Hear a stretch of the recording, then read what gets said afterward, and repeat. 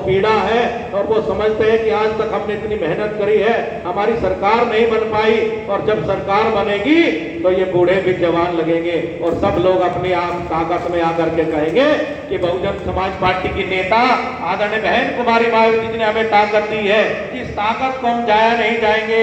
हम तो इस ताकत को बरकरार रखने के लिए चाहे हमें रात दिन एक और करना पड़ जाए, इस मिशन और मूवमेंट को आगे बढ़ाने का काम करेंगे।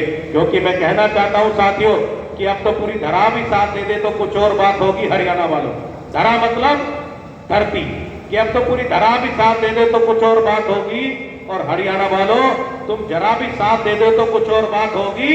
और चलने को तो एक पैर से भी चल सकते आदरणीय बहन कुमारी मायावती जी, अगर दूसरा पैर हरियाणा वालों का लग जाए तो कुछ और बात होगी, कुछ और बात। यहाँ हमें कुछ और बात पैदा करनी है, और कुछ और बात पैदा करने का समय हमारे और आपके पास आ गया है। अभी मैं आदरणीय बहन कुमारी मायावती जी अभी हाल ही में 2 तारीख को मिला हूँ, और जब 2 तारीख को मिला हूँ तो मेरी धर्मपत्नी मेरे साथ थी। क्योंकि साथियों अभी मैं चुनाव लड़ा हूँ रामपुर मनियाराम सीट से सहारनपुर में, और वहां से एक प्रचंड जीत लेकर के आदरणीय बहन कुमारी मायावती जी के झोली में डालने का काम किया। मेरी वाइफ रामपुर नगर पंचायत चेयरमैन बनी है, और वहां से हमने प्रचंड नीला लहरा करके पूरे जिले में सबसे ज्यादा वोटों से जीतने का काम किया।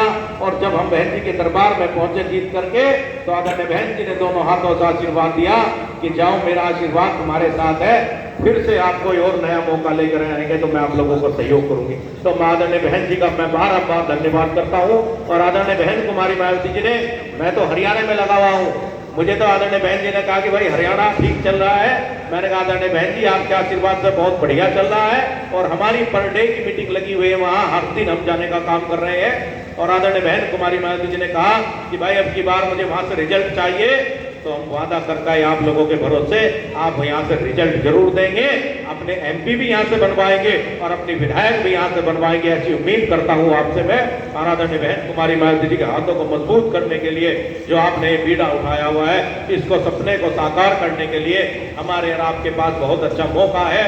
इस मौके को आप भुनाएं, और इस मौके को जब चर्चा करेंगे, आप पान के धोखे की दुकान पे बैठ के चर्चा करेंगे, चाय की दुकान पर बैठ के, कि अब की बार तो हाथी वाले जीत रहे हैं भाई हाथी की सरकार आएगी, हाथी वाले आगे बढ़ रहे हैं, तो वो चर्चाएं आपकी सरकार में बदलने का काम होगी। गरीब हो, मजलूम हो, मजदूर हो, या व्यापारी हो, या किसान हो, उनके सब के लिए लड़ाई लड़ने का काम किया था साथियों। तो आप लोग भी अपनी सरकार यहाँ जरूर बनवाए, और आदरणीय बहन कुमारी मायावती जी के हाथों को मजबूत करने के लिए आप एक इकट्ठा होकर के यहाँ 2024 में अपनी सरकार बनवाए। मैं ज्यादा लंबी चौड़ी बात ना करके आप लोगों से यही कहना चाहता हूँ, अपील करना चाहता हूँ कि अब अपने संगठन को आप और मजबूती से, जितने मेरे संगठन के लोग यहाँ बैठे हुए हैं, अपना आज से ही यहाँ कार्यक्रम खत्म करके फिर आप कल से अपना प्रोग्राम जैसे आपने रूटीन में लगाया हुआ है, उस प्रोग्राम को लगा करके रखें, गांव जा करके कि चलो गांव की ओर, चलो गांव की ओर, गांव चलो अभियान में जुड़ करके आप अपना संगठन जरूर तैयार करें। क्योंकि अगर आपके पास संगठन ही नहीं होगा, तो आपके पास सैनिक ही नहीं होंगे, तो आप लड़ाई कैसे लड़ पाओगे। और सैनिक बनाना हमारे आपके लिए बहुत जरूरी है, क्योंकि बहुजन समाज पार्टी का संगठन ऐसा पूरे देश में किसी पार्टी के पास नहीं है जैसा बहुजन समाज पार्टी के पास है। तो इसीलिए आपकी ताकत हमारी ताकत बनेगी, और हमारी ताकत आप लोगों की ताकत बनेगी। साथियों, हम तो आप लोगों को सहयोग करने के लिए आए हैं, और आपका सहयोग हमें मिलेगा। तो मैं आप लोगों से वादा करना चाहता हूं कि आपके साथ कंधे से कंधा मिला करके चलूंगा, जहां आप कहोगे उन लोगों के पास चलने का काम करूंगा। लेकिन ये नहीं होगा कि आप लोग घर में बैठ जाएं और फिर कहें कि हमारी तो सरकार नहीं बनी। सरकार बनेगी तभी जब चर्चाएं करेंगे, जब चर्चा आप गली मोहल्ले में बैठ करके करेंगे, तभी आप लोगों की सरकार बनेगी, तभी आप लोगों के बिगड़े काम बनेंगे।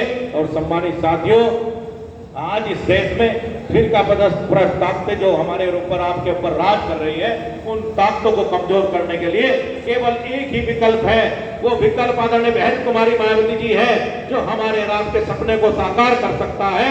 मैं बस अपनी बात आदरणीय बहन कुमारी मायावती जी के इन 2 बातों पर अपनी बात को खत्म कर दूंगा कि 2 लाइन पढ़ना चाहता हूं कि अब तो यहाँ इस देश में और इस प्रदेश में भी, हरियाणा प्रदेश में सरकार बनेगी तो बहुजन समाज पार्टी की बनेगी, नहीं तो अब की बार हम भी किसी की सरकार बनने नहीं देंगे।